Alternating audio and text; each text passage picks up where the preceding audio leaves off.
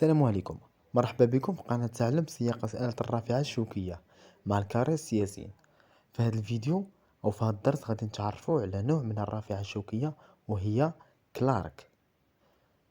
أول حاجة كتكون عندنا الفولا كما كتشوفوا، وعندنا تمرير السرعة للأمام والوراء كتكون على اليسار، وعلى اليمين كيكونوا 3 ديال المانيطات، وغادي نتعرفوا على كل مانيطة والدور ديالها ومن زاويات اخرى. اول وحده الا هبطتها لعندي لي فورج كيطلعوا للفوق، ولا دفعتها لقدام لي فورج كيهبطوا لتحت. ثاني وحده الا جريتها لعندي الحموله كتجي لعندي، ولا دفعتها لقدام الحموله كتمشي لقدام. ثالث وحده والاخيره وهي هذيك الزرقاء، هذيك ديال لي فورج، يعني لي فورج كيمشيو اليمين وكيمشيو اليسار على حسب الحموله اللي غادي نهز. خليكم معايا باش تعرفوا من زاويات اخرى كيفاش كتعمل.